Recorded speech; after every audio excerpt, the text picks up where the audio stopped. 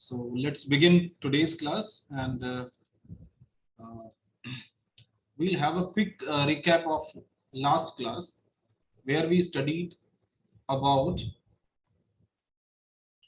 few of the mahajanapadas, जिसमें हमने 16 महाजनपदों के बारे में पढ़ा था। और आपको पता ही है जैसा कि 16 महाजनपद कौन कौन से हुआ करते थे।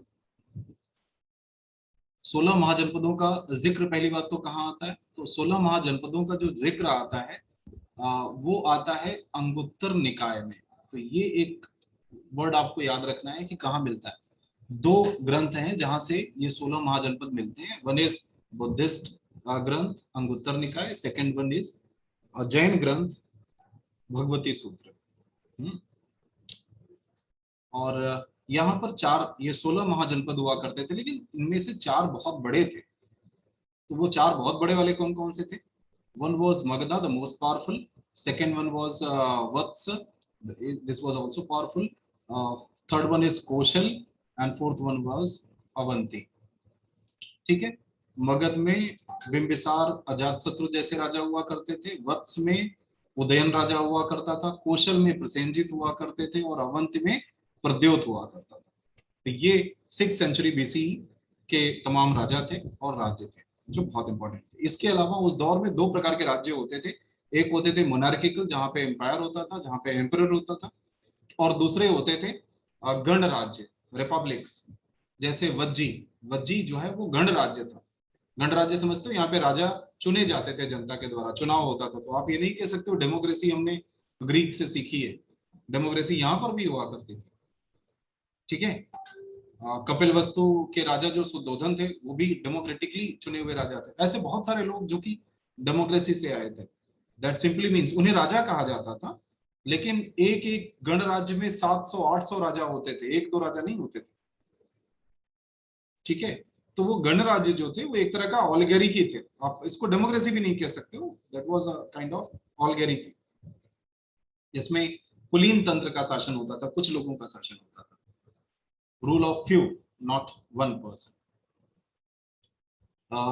ये चैप्टर हम लोग शुरू कर रहे हैं 6th सेंचुरी बीसी यानी 600 बीसी में। This century is considered to be the wonderful century in history.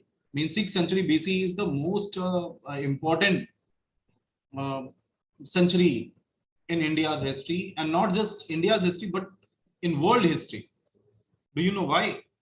There are several reasons behind this. So 6th century BC is considered to be one of the important facets of world history.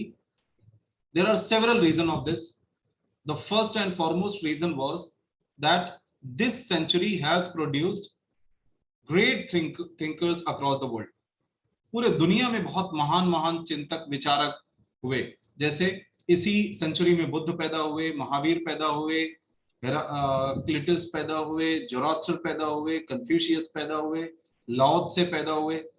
अलग अलग दुनिया के अलग अलग हिस्सों में ये महान विचारक पैदा हुए, जिन्होंने रिलीजियस पैटर्न पे, फिलोसॉफिकल पैटर्न पे बहुत बड़ा चेंज लाया। ठीक है। दूसरा महत्वपूर्ण चीज कि इस दौर में रिपब्लिकन इंस्टीट्यूशंस भी आने शुरू हो गए थे। ठीक है। तीसरा महत्वपूर्ण कि क्यों ये 6th सेंचुरी बीसी महत्वपूर्ण है, इस दौर में बहुत सारे रिलीजियस रिफॉर्म्स हो रहे थे, धार्मिक सुधार हो रहे थे। धार्मिक सुधार क्यों हो रहे थे?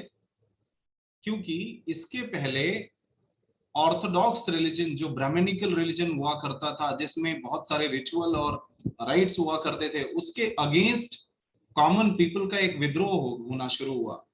जो ये भेदभाव और जो ये ऊंच नीच, जो बहुत सारे यज्ञ, कर्मकांड, पैसा खर्चा, बलि, ये सारी चीजों से जनता उबने लगी थी। उन्हें कोई सिंपल सा धर्म चाहिए था जिसमें ये आडंबर ना हो, जिसमें ये रिचुअल्स ना हो, जिसमें इतने पैसे ना लगते हो, जो भेदभाव पर आधारित ना हो, जो ब्राह्मणिकल डोमिनेशन को खत्म करने वाला हो। All people wanted a new religion, and in such a situation, Buddha, Mahavira, they were born, and they brought changes or reformation in religious scenario of India. इनको हमें पढ़ना है। Among them, the most successful was Jainism and Buddhism, whose impact on the Indian society was remarkable. जो इस जमाने के बहुत बड़े बड़े थिंकर्स हुए थे उनमें से महावीर स्वामी और बुद्ध दो बहुत महत्वपूर्ण हुए, जिन्होंने जैनिज्म और बुद्धिज्म को बहुत प्रोमिनेंट कर दिया। पूरे हिंदुस्तान ही नहीं बल्कि हिंदुस्तान के बाहर भी इन धर्मों के जो है फॉलोअर्स मिल गए। उनमें भी खास करके बुद्धिज्म के, जैनिज्म के फॉलोवर बहुत ज्यादा थे लेकिन हिंदुस्तान में ही रह गए, वो बाहर उन्होंने अपना प्रचार बहुत नहीं किया। लेकिन बुद्धिज्म बुद्धिज्म का एक ऑर्गेनाइज्ड प्रचार किया गया। अशोक ने जैसे बहुत प्रचार करवाया, और भी तमाम जो है राजाओं ने इसमें काम किया, और जिसका रिजल्ट ये हुआ कि बाहर के भी बहुत सारे लोग आए और उन्होंने बुद्धिज्म यहाँ से सीखा, यहाँ के टेक्स्ट को कॉपी किया, ले जा करके प्रचार किया।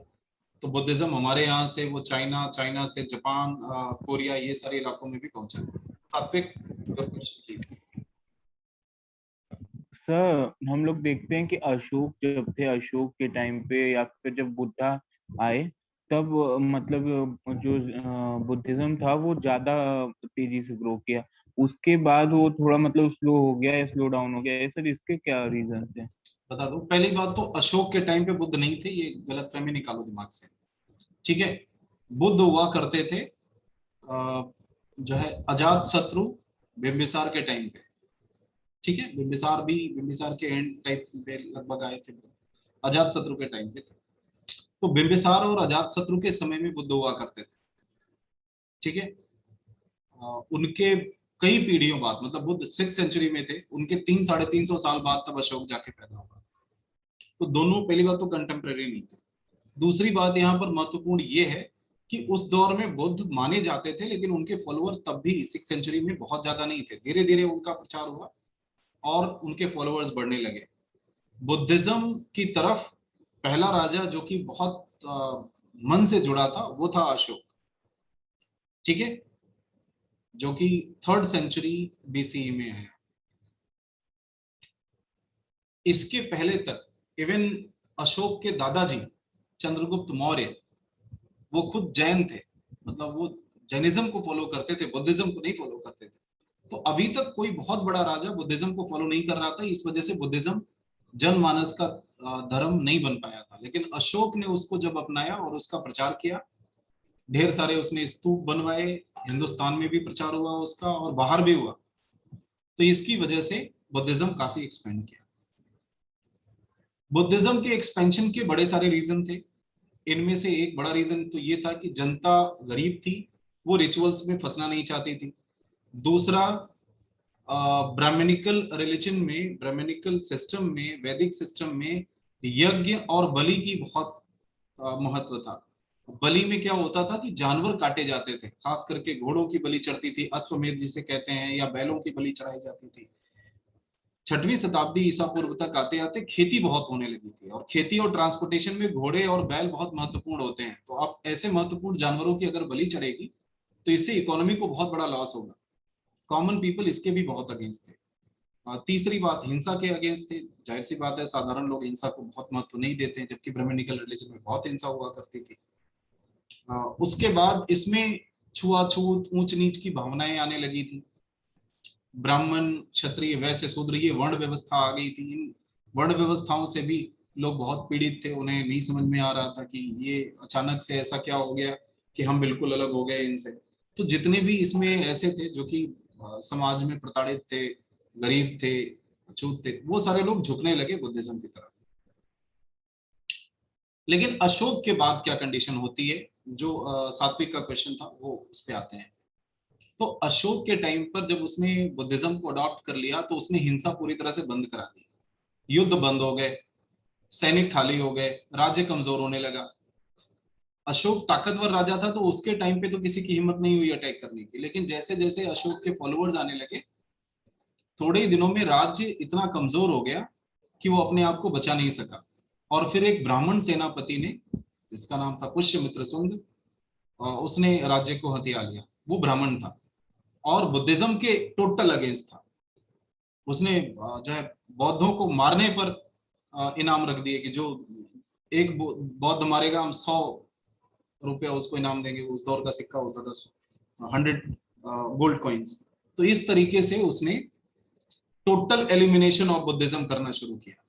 फिर उसके बाद कण्व हुए, कण्व भी जो है वो ब्राह्मणिकल रूलर्स थे। तो जब ब्राह्मण धर्म के रूलर्स आने लगे तो उन्होंने बुद्धिज्म को बहुत नुकसान पहुंचाया, ऑर्गेनाइज नुकसान पहुंचाया। एक तो ये कारण था बुद्धिज्म के कमजोर होने का। दूसरा बड़ा कारण ये था कि ब्राह्मणिज्म में भी सुधार आ गया। ब्राह्मणों को ये लगने लगा कि बहुत सारे लोग जो है वो बुद्धिज्म की तरफ जा रहे हैं, क्योंकि हम में थोड़ी सी गड़बड़ियां आ गई हैं, हम छुआछूत के चक्कर में पड़ गए हैं, हम यज्ञ और बलि पे बहुत फोकस करने लगे हैं, हम पैसा बहुत ले रहे हैं लोगों से, हिंसा बहुत कर रहे हैं। इन सब चीजों को अगर हम छोड़ दें तो लोग हमारा धर्म छोड़ करके दूसरे में नहीं जाएंगे। तो ब्राह्मणिकल रिलीजन में भी काफी सुधार होने लगे थे। जैसे कि बलि की जगह पर अब बैलों को काटा नहीं जा रहा था, अब उसकी जगह पर जौ, धान, इस तरह की चीजों का ही हवन किया जाता था। आज भी देखो हवन होते हैं ना घर में आपके, पूजा होता है कि नहीं होता, लेकिन उस पूजा में किसी को काटा कुटा नहीं जाता। अब उसमें जौ, गुड़, तिल, अक्षत, ये सारी चीजें, तरह तरह की लकड़ियां, पान, सुपारी, ये सारी चीजें उसमें हवन में डाली जाती हैं। मान लिया जाता है कि यही बैल है, यही ये चीज है, यही वो, ऐसे करके। अब तो गोदान तक ऐसे होने लगा कि आप 10 रुपए दे दो गोदान हो गया, पैसे ही माने गाय हो गई। तो लोगों ने धीरे धीरे चेंज करना शुरू कर दिया, सिंप्लीफाई हो गया। अब आज के जमाने में किसके पास गाय है जो गोदान करे? तो गोदान अब कैसे होने लगा है? पैसे से होने लगा। बहुत सारी जगहों पर परिवर्तन इस तरह के आ गए। तो एक तो ब्राह्मणिकल रिलीजन थोड़ा सा सुधर गया इसका, इसकी वजह से। दूसरे, बुद्धिज्म को के फॉलोवर राजा नहीं मिले। आप देखो अशोक के बाद से लेकर के और फिर हर्षवर्धन तक, मतलब 3rd सेंचुरी बीसी से लेके 600 सी तक लगभग 900 वर्ष बीत गए। 900 साल तक कोई भी बुद्धिज्म का फॉलोवर राजा नहीं बना। बहुत बड़ा फॉलोवर अगर बुद्धिज्म का है तो राजा नहीं बना। कनिष्क वगैरह थे थोड़ा सा, लेकिन वो भी शैव था शुरू में। बाद में बुद्धिज्म को भी हालांकि उसने वो सपोर्ट करता था, बहुत रिलीजियस टॉलरेंट था। ऐसे इक्का दुक्का हर जगह पे आपको मिलेंगे रिलीजियस टॉलरेंट, लेकिन पर्टिकुलरली स्टांच फॉलोअर ऑफ बुद्धिज्म ऐसे नहीं मिलेंगे। तो जब राजा ही कोई ऐसा नहीं है जो बुद्धिज्म को फॉलो करे, तो जाहिर सी बात है ऐसे में बुद्धिज्म कमजोर होना शुरू हो जाता है। चंद्रगुप्त वगैरह, गुप्त वंश में सारे के सारे भागवत धर्म वाले थे, ब्राह्मणिकल रिलीजन वाले थे। ये सारे ऐसे बड़े कारण हुए जिन कारणों ने बुद्धिज्म की तबाही में योगदान दिया। और एक और बड़ा कारण कि जैसे जैसे ब्राह्मणिकल रिलीजन तो अपने आप को सुधार रहा था, लेकिन बुद्धिज्म वाले अपने आप को बर्बाद कर रहे थे। वो आगे हम पढ़ेंगे। बुद्धिज्म में पूजा पाठ आ गया, उसमें महायान आ गया, मूर्तियां बनने लगी, चढ़ावा चढ़ने लगा। तो आप सोचो कि जो हिंदू कर रहे थे, जो ब्राह्मण कर रहे थे, वही बुद्धिज्म वाले करने लगे। तो लोग फिर उससे भी चिढ़ने लगे कि भाई अब क्या फायदा है। मतलब ये तो वही हो गया कि जिसको मारने के लिए दौड़े थे उससे 4 हाथ खुद आगे निकल गए, जिसके पीछे पीछे धंधा लेके जा रहे थे, फ्लो फ्लो में उससे भी आगे निकल गए। ठीक है, आगे बढ़ते हैं, थोड़ा सा समझते हैं। So there were several changes in the economic and political life 600 BCE to 600 CE। क्या क्या चेंजेस हुए थे? जैसे इसमें अर्ली स्टेट्स आए, एम्पायर्स आए, किंगडम्स बने। इसमें एग्रीकल्चरल प्रोडक्शन बहुत तेजी से बढ़ने लगा, इसमें नए टाउन्स आने लगे, इसमें जो है सिक्कों का प्रयोग होने लगा। ट्रेड, पहली बार सिक्के इसी दौर में बनाए गए थे, इसके पहले सिक्के नहीं होते थे। Earliest coins were called punch marked coin. कौन सा कॉइन कहा जाता था इन्हें? ये ध्यान रखना बेटा, कौन सा कॉइन कहते थे इनको? इनको कहते थे पंच मार्क्ड। पंच मार्क्ड। ये पंच मार्क्ड क्या होते थे? ये पंच मार्क्ड कुछ इस तरह के सिक्के हुआ करते थे। ऐसे सिक्का होता था, इसमें बीच में छेद होता था। तो ये इंपॉर्टेंट है जिसको आप समझो।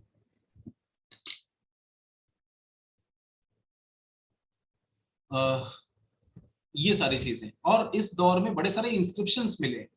इतिहास के लिए बहुत महत्वपूर्ण फेज है। इसके पहले का इतिहास हमें लिखित रूप से बहुत नहीं मिलता, क्योंकि लोग लिखने पढ़ने की कला में बहुत पारंगत नहीं थे।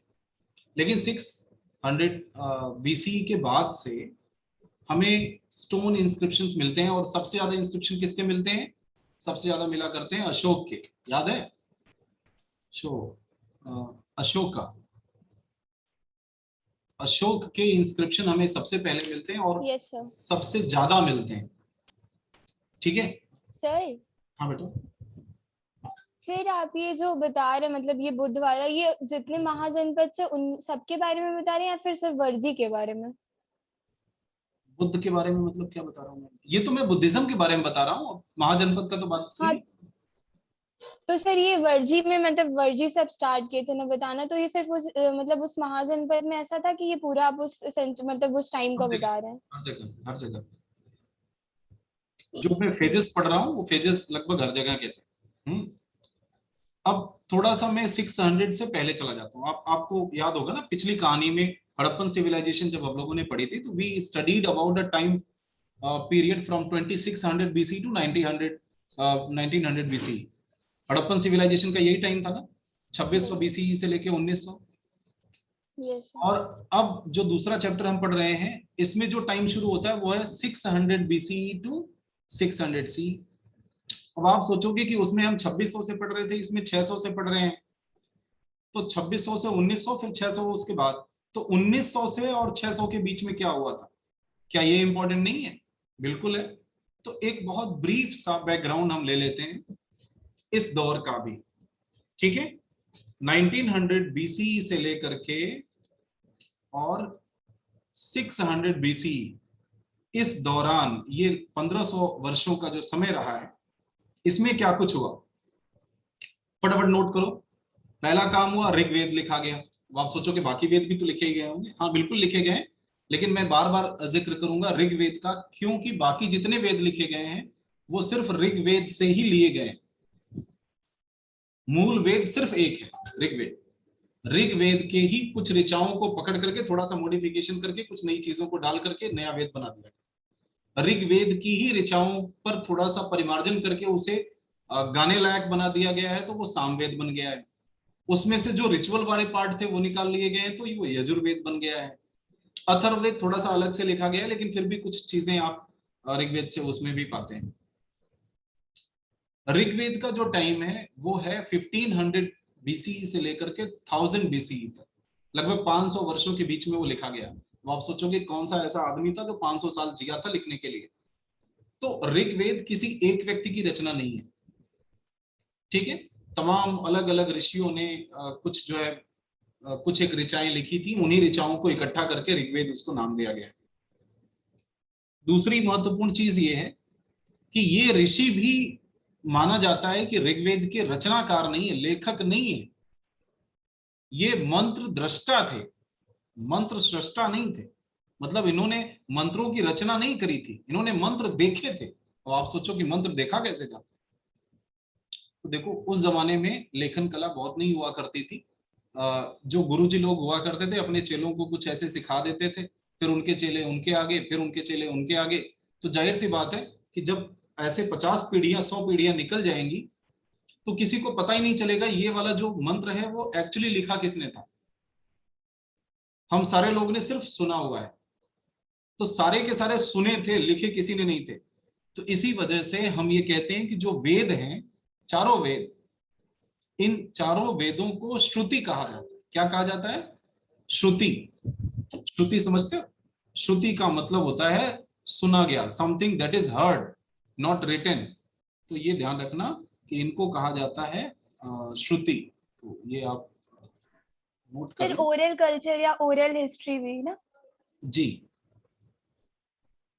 श्रुति, ठीक है।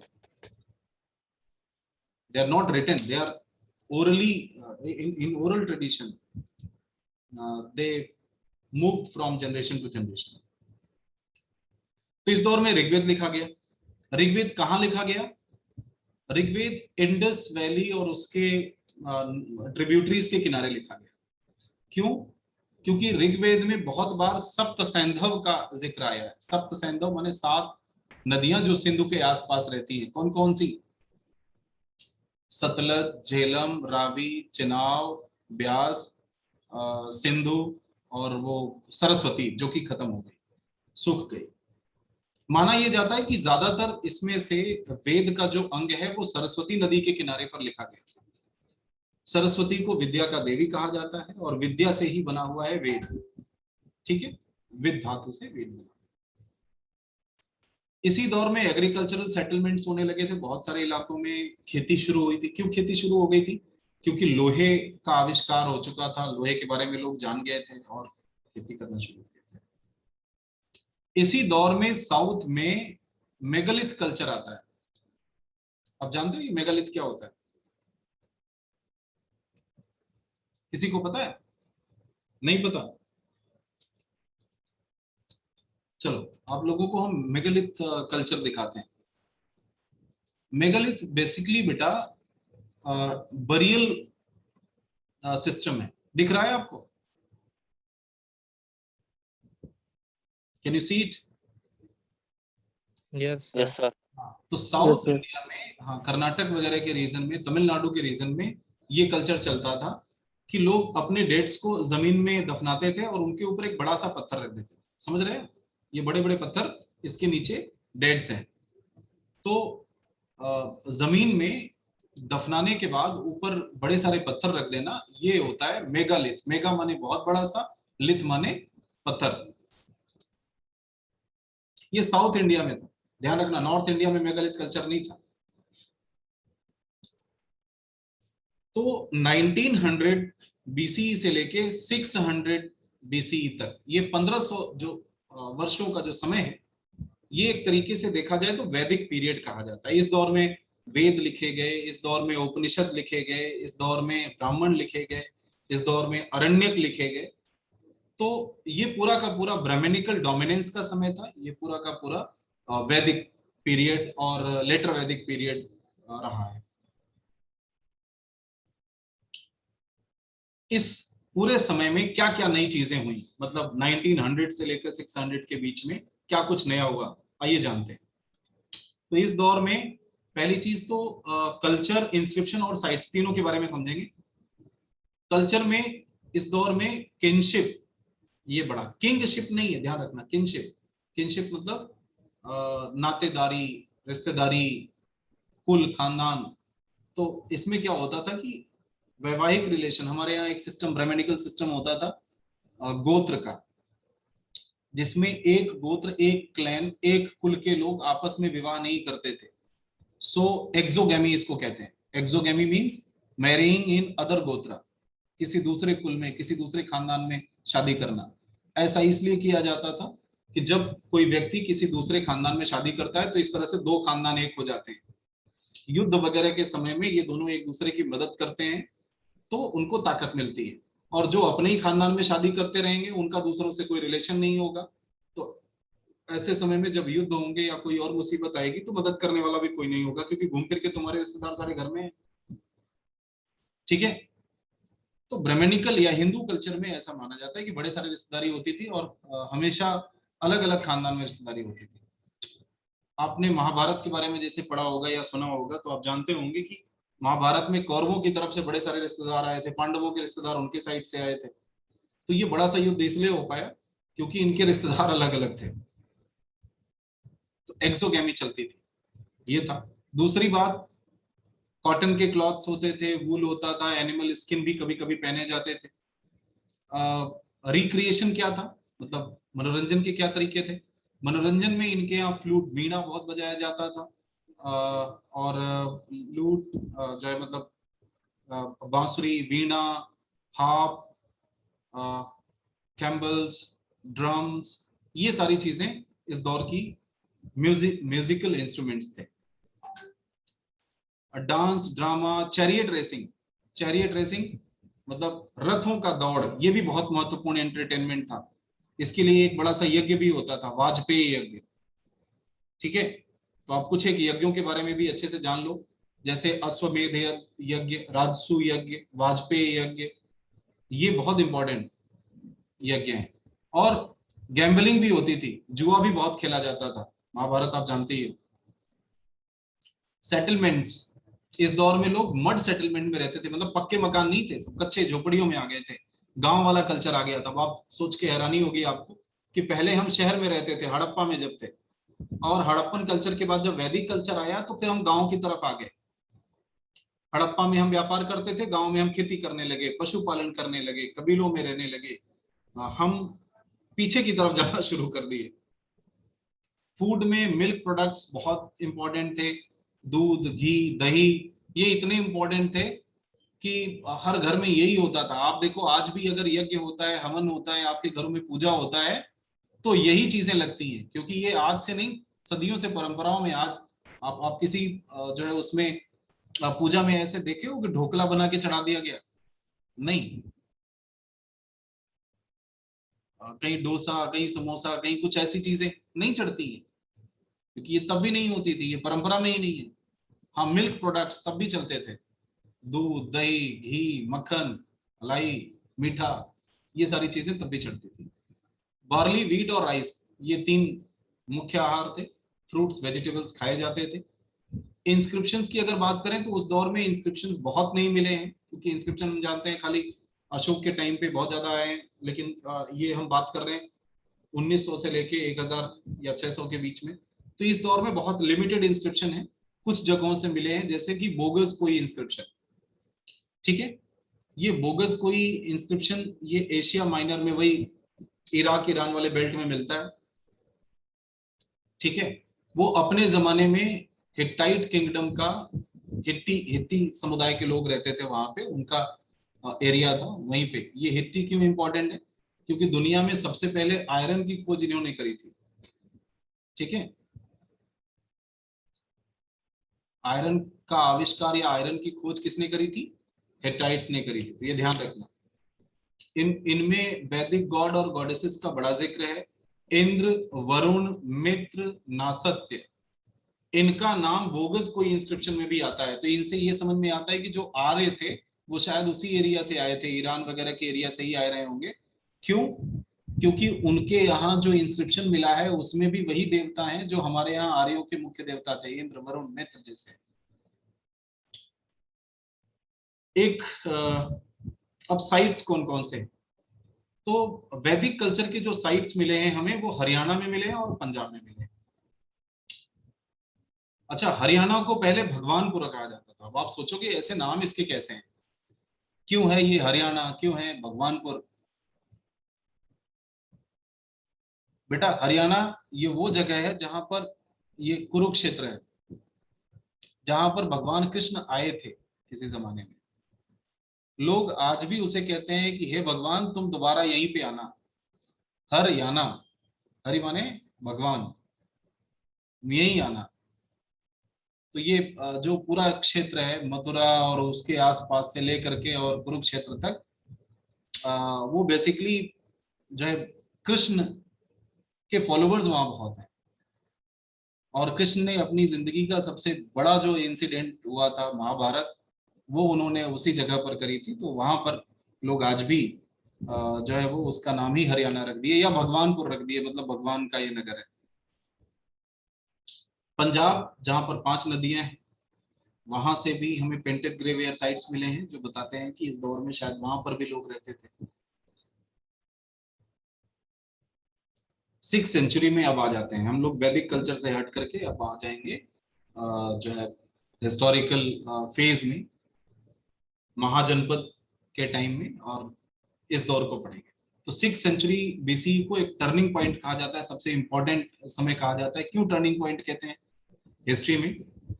उसके कई सारे कारण हैं। सबसे पहला, इस दौर में इंक्रीज्ड यूज ऑफ आयरन होने लगा। पहला कारण तो ये जिसकी वजह से खेती बढ़ गई। दूसरा, डेवलपमेंट ऑफ कॉइनेज हुआ, इस कारण से भी जो है व्यापार बढ़ा। तीसरा, इसमें अर्ली स्टेट्स और सिटीज आए, ये भी व्यापार और अर्बनाइजेशन के लिए बहुत जरूरी थे।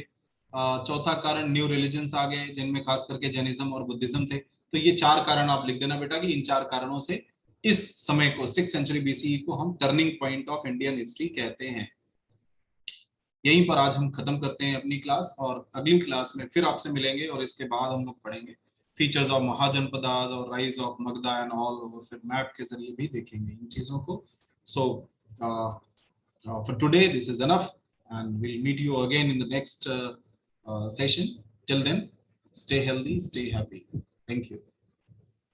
सर हाँ बेटा।